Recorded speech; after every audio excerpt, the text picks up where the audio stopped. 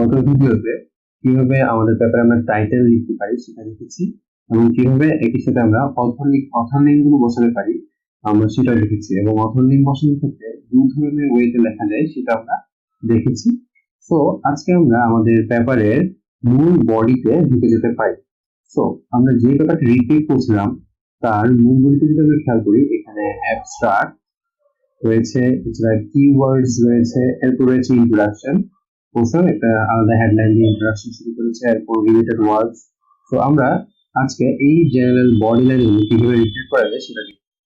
So গত ভিডিওতে আমরা এই যে এতটুকু পর্যন্ত আমাদের অথরের পোর্শনটা শেষ করেছি, এবং আমাকে একটা জিনিস মাথায় রাখতে হবে, এই মেক টাইটেল দিয়ে আমাকে টাইটেল কমপ্লিট হয়েছে সেটার একটা কমান্ড দিতে হবে, না হলে এটা যদি তুমি মুছে দাও, মুছে দিয়ে দেখো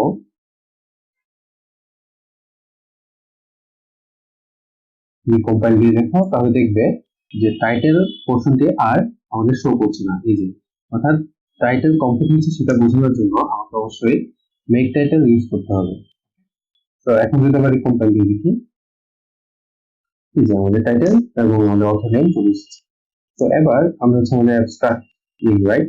এই যে অ্যাবস্ট্রাক্টের এই পোর্শনটাকে আমি একটু কপি করে নিই, এখান থেকে কপি করলাম। এখন দেখো আমি আমার অ্যাবস্ট্রাক্ট বিগিন করতে আমি হচ্ছে রিভার্স স্ল্যাশ বিগিন অ্যাবস্ট্রাক্ট দিলাম সাইন ব্র্যাকেটের মধ্যে।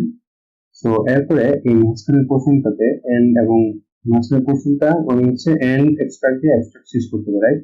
সো এই মাঝখানের পোর্শনে আমি আমার টেক্সট আমি পেস্ট করে দেব। ওকে, এখন কি খেয়াল করি, আচ্ছা এখানে একটু স্ক্রল করো, একটু টেক্সট যদি ভালো করে দেখে আসি, এর কোনো সমস্যা নেই। কিন্তু এখানে দেখো এই যে একটা পার্সেন্টেজের কারণে কমেন্ট আউট হয়ে গেছে। তাহলে এখানে কি করতে হবে, আমরা আগেও ইউজ করেছি এন্ড যখন দিই তখন হচ্ছে সামনে আমরা একটা রিভার্স স্ল্যাশ দিয়ে থাকি, রাইট? এন্ড অথবা পার্সেন্টেজ। তো এখানেও সিমিলার আমাকে তোমার রিভার্স স্ল্যাশ ইউজ করতে হবে।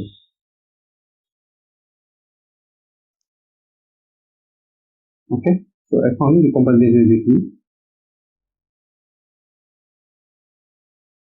এই যে দেখো আমাদের অ্যাবস্ট্রাক্ট রিপিট হয়ে গেছে, ঠিক এটার মতোই আমাদের অ্যাবস্ট্রাক্ট রিপিট হয়ে গেছে।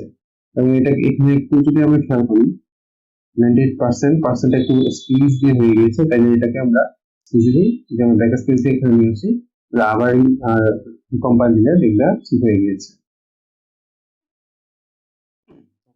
তো আমাদের অ্যাবস্ট্রাক্ট পোর্শনটি ক্রিয়েট প্রসেস মাথায় রাখতে হবে, আমাকে পার্সেন্টেজ বিগিন অ্যাবস্ট্রাক্ট দিতে হবে এবং এন্ড অ্যাবস্ট্রাক্ট দিয়ে শেষ করতে হবে, রাইট? এরপরে আমাদের মূল পেপারের কিওয়ার্ডস যদি লিখি, যে কিওয়ার্ডস আইসিপি পেপার ফরম্যাটে অলওয়েজ হচ্ছে কিওয়ার্ডস অপশনটা থাকে।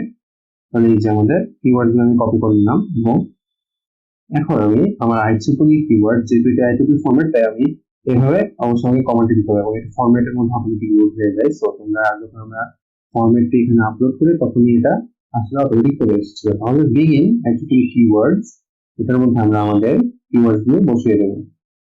ওকে, সো এরপরে বিগিন যেহেতু করেছি অবশ্যই আমাকে এন্ড কমান্ড দিয়ে দিতে হবে। সো এন্ড আইসিপি কিওয়ার্ডস আমি দিয়েছি।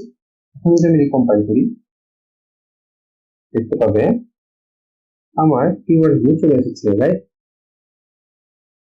Email specification, traditional language, host, conversation network, customer learning, everything. So এখন আমরা যা যা করবো আসলে সব সহজ খুবই। তো এই পর্যন্ত আমরা আমাদের অ্যাবস্ট্রাক্ট এবং কিওয়ার্ড শুরু করেছি, এবং আমরা দেখলাম কিভাবে হচ্ছে কিওয়ার্ড লিখতে পারি। এরপরে কি আছে আমাদের, যদি আমরা খেয়াল করি, ইন্ট্রোডাকশন পোর্শনটি রয়েছে, রাইট? তো ইন্ট্রোডাকশন পোর্শনটি যদি আমি ক্রিয়েট করতে যাই, আমি লেখাটি কপি করে নিই,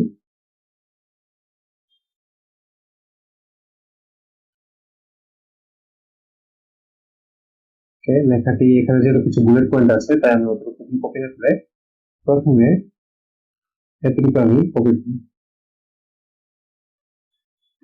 এখন দেখো কপি করে নিয়েছি, এরপরে বসে যেটা করতে হবে, আমার একটা নতুন সম্পূর্ণ আলাদা সেকশন রেডি হচ্ছে, রাইট? ইন্ট্রোডাকশন পোর্শনটা আমার একটা নতুন সেকশন, তাই আমাকে সেকশন ডিক্লেয়ার করতে হবে। তাই আমি এখানে লিখতে পাচ্ছি রিভার্স স্ল্যাশ সেকশন ইন্ট্রোডাকশন শুরু করেছি। তাহলে এখানে যেটা করবো, সিম্পলি আমার সেকশন শুরু করলে কিন্তু এটার পরের লেখাটা এর আগের সেকশন আগ পর্যন্ত আমরা চাইলে পেস্ট করতে পারি। এই যে আমি পেস্ট করে দিচ্ছি টেক্সট।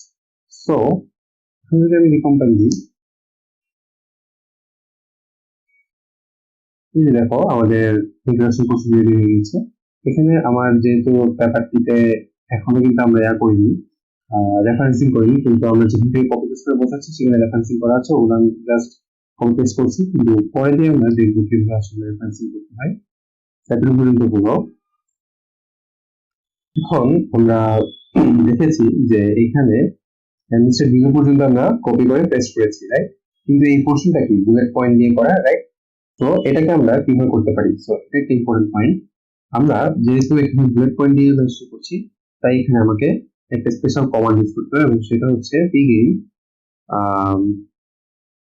itemize। যে এখানে চলে এসেছে begin itemize এবং end itemize অপশনটিও চলে এসেছে। অর্থাৎ এখানে আইটেম শেষ হবে, এবং আইটেম মানে হচ্ছে যেটা প্রত্যেকটা এক একটা বুলেট পয়েন্ট আমরা আইটেম কমান্ড দিয়ে নিই। এখন যদি খেয়াল করি, প্রথম বুলেট পয়েন্টটি আমরা হচ্ছে কপি করলাম, এখানে পেস্ট করে দেবো। ওকে, সো পরের পরের আইটেম অর্থাৎ পরের বুলেট পয়েন্টে আমরা কিভাবে ডিক্লেয়ার করবো? সিমিলার ওয়েতে পরের বুলেট পয়েন্টে আমরা কপি করে নিই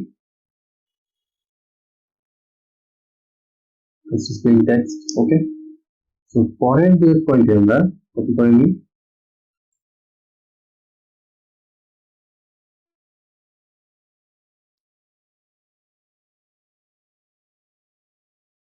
ওকে, সো পরের বুলেট পয়েন্টে আমরা কপি করে নিলাম। এখন যদি আমরা খেয়াল করি বিগিন আইটেমাইজ, এরপর প্রত্যেকটা বুলেট পয়েন্টে আমরা রিভার্স স্ল্যাশ আইটেম দিয়ে আমরা হচ্ছে আলাদা করেছি এবং এন্ড আইটেমাইজ দিয়েছি। এবার রিকম্পাইল করলাম। এখন যদি খেয়াল করো, দেখো বেশ সুন্দর করে আমাদের বুলেট পয়েন্ট ক্রিয়েট হয়ে গেছে, জাস্ট এক্স্যাক্টলি লাইক আমরা আমাদের যে পেপারটা আমরা রিক্রিয়েট করছি তার মতো। তো এতটুকু পর্যন্ত আমাদের আশা করি বোঝা গেছে। এরপরে রয়েছে আমাদের পেপারে রিলেটেড ওয়ার্ডস। এরপর হচ্ছে রিলেটেড ওয়ার্ডস আমরা চাইলে কপি করে দিতে পারি।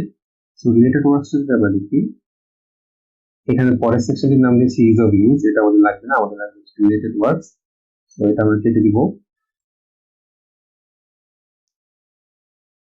রাইট? রিলেটেড ওয়ার্ডস সাবসেকশন ইউজ করেছে, আমাদের এখানে কোনো সাবসেকশন লাগবে। সাবসেকশন মানে কি? এই যে is of use second section, এটার একটা সাবসেকশন হচ্ছে আমাদের maintaining the integrity of the specification. তো এটা আমাদের লাগবে না, এটা আমরা কেটে দিলাম, এবং এর মাঝখানে পোস্টার যা আছে সবই আমরা কেটে দিলাম। এরপরে সেকশন শুরু হওয়ার আগে আমরা হচ্ছে আমাদের এই রিলেটেড ওয়ার্ডস লেখাগুলো বসাবো, রাইট? তো এই যতটুকু পর্যন্ত আমরা কপি করলাম এবং এই জায়গায় টেক্সট দিয়ে দিলাম। এখন এখানে কিছু ঝামেলা থাকতে পারে, সেটা হচ্ছে পার্সেন্টেজ কিন্তু সরাসরি আমরা লিখতে পারি না, আমরা জানি। সেগুলো আমরা ঠিক করে দেবো দেখে দেখে। এই যে এখানে একটা লিখলাম, মনে হলো এই যে এখানে আমরা একটা রিভার্স স্ল্যাশ ইউজ করে দিব, রাইট?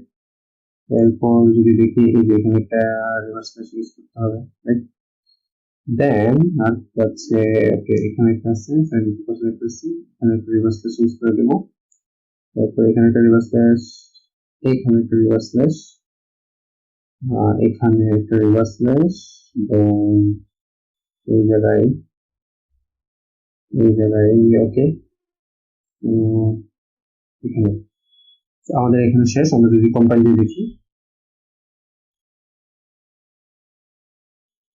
এই যে আমাদের রিড পোর্শনটি রেডি হয়ে গিয়েছে, রাইট? তো এভাবে আমরা আমাদের কমন যে লেখা ফর্মগুলো সেগুলো বসাতে পারি।